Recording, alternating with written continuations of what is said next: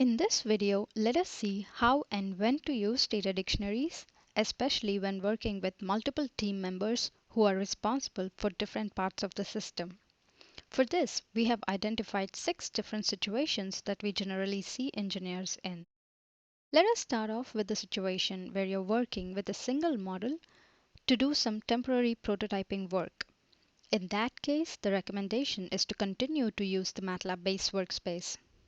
However, if you expect the model to have some sense of longevity and persistence, we would strongly recommend moving over to a workflow where you define your global design data in a data dictionary.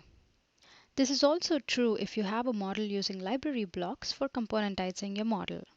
The recommendation again would be to use a single data dictionary to contain your global design data.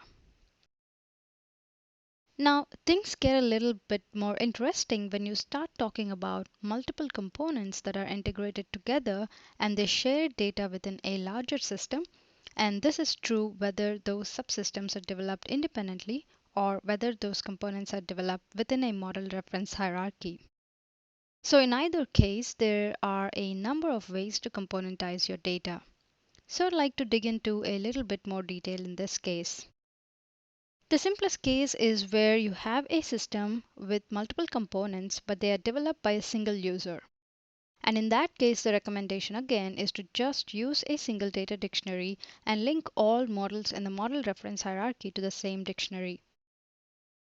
A more frequent use case is where you would have multiple components and multiple team members working together developing them.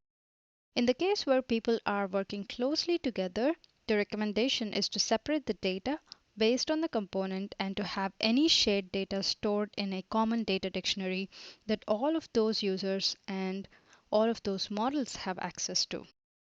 Having a shared dictionary would make dealing with conflicts or integration issues at the time that those changes are made very efficient, as everybody gets to see the same shared data over time. However, in many cases, people are working in teams where they are distributed either by geography or by time. For example, one component was developed a year ago while other components are just now being developed. In cases like these, the recommendation is to separate the data and give it a strong sense of ownership so that it's very clear which data is owned by which component and by which team within the organization. This way, when one team is working on just their part of the model, it's very clear when they are changing their own data and when they are changing the data that they need to integrate and they need to communicate with other people. Another situation is when you're managing your global design data outside of Simulink environment. And in this case, we still recommend integrating with the data dictionary. In this case, there is no need to have a hierarchy of data dictionaries because most of the management is happening outside of Simulink. This is particularly valuable when you allow your team members to make modifications to data within the Simulink environment and push the changes back to the external data dictionary. But even in places where all changes are required to be done in the external dictionary, having a Simulink data dictionary allows you to track the changes from within Simulink. Finally, we know that there are many cases where people have independent systems that they want to integrate and they want to simulate together. And again, the data dictionary fits well into this workflow as well, where each of the independent systems would have their own data dictionary or a hierarchy of dictionaries. And the top level model in this case has the option of either a data dictionary or the base workspace.